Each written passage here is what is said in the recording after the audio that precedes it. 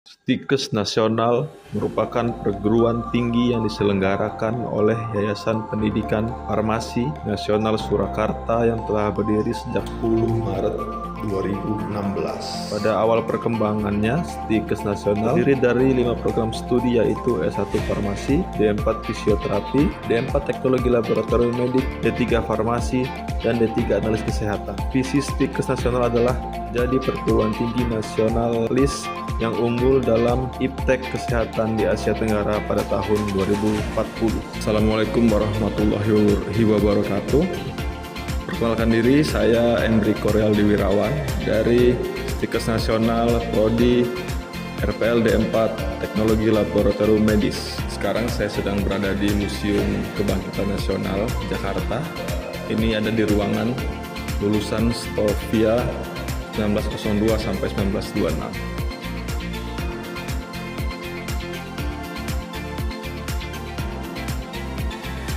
Ini ruang pengajar Stovia. Stovia atau Dr. Jawa School adalah sekolah pendidikan kedokteran bagi pribumi yang dibuka sejak tahun 1902 hingga tahun 1925. Pada tahun 1974, terdapat penambahan panggung di ruang rekreasi yang saat ini berfungsi sebagai auditorium, dan di tengah halaman depan dibangun monumen tangan-tangan patah oleh panitia peringatan 125 tahun pendidikan dokter di Indonesia. Gedung yang syarat sejarah pendidikan kesehatan ini pada tahun 1983 ditetapkan sebagai cagar budaya yang dilindungi.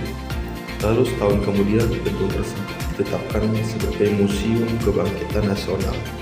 Karena itulah saya memilih museum ini, karena sesuai dengan latar belakang pendidikan saya yang berkecimpung di dunia kesehatan.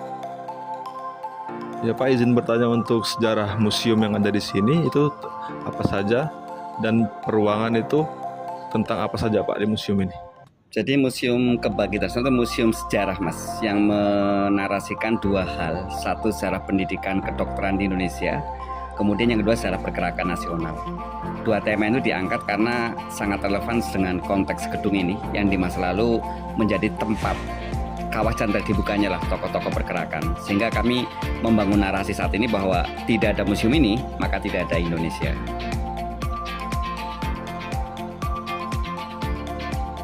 Gedung Kebangkitan Nasional ini dirancang dan dibangun oleh tentara Zeni Angkatan Darat Hindia Belanda pada tahun 1899.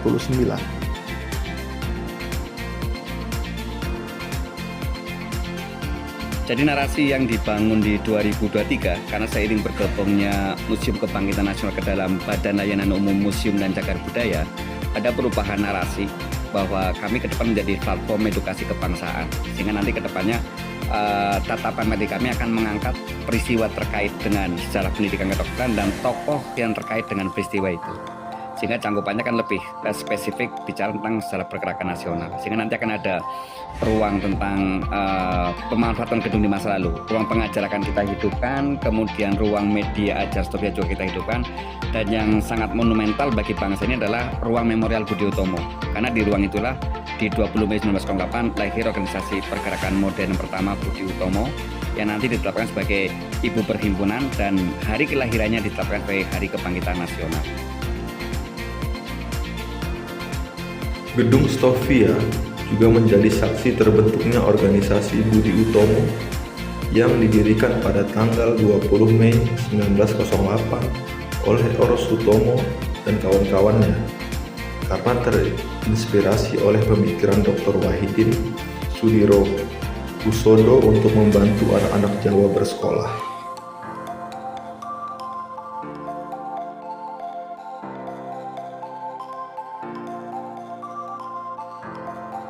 Ini adalah aplats, ya. Aplats itu cetakan dari kertas beluang, ya, dari kertas singkong namanya. Nah, ini di sini ini adalah aplats dari prasasti Pucangan, prasasti pada masa Airlangga. Jadi ini prasastinya sendiri masih di Kolkata, yang sedang kita rindukan kepulangannya, ya. Jadi epigraf selalu membuat cetakan ini supaya kita bisa membaca di mana-mana. Kita tidak bisa menyentuh artefaknya, tapi kita bisa membaca gitu ya. Nah, kemudian ini dari Raja Padepokan atau yang disebut dengan skriptoria atau pusat pembelajaran.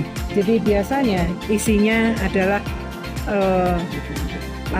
pesan moral atau hanya penunjuk nama tempat atau hanya menyebutkan aliran keagamaan. Karena di satu skriptoria itu ada bermacam-macam aliran keagamaan yang dipelajari di situ. Jadi itu pusat pembelajaran gitu ya. Jadi kalau Anda lihat ini bisa agak berbeda hurufnya memang, tapi satu. Ini masih Jawa kuno, hurufnya masih Jawa kuno, gitu ya. Selalu polanya pasti ada nama raja, ada nama yang menerima, ada maksudnya, ada penanggalannya, itu teratur rapi. Tetapi ketika dari pusat pembelajaran ini kaum cerdik sedikit yang membuat itu sebetulnya langsung aja isinya apa gitu ya. Jadi hurufnya juga lebih sederhana karena barangkali masih mempelajari tulisan bagus sebagai penulis prasasti yang disebut dengan citraleka. Jadi penulis prasasti itu citraleka. Ayo, bangkitkan rasa nasionalisme kita dengan menempuh pendidikan kesehatan di Stikes Nasional. Terima kasih.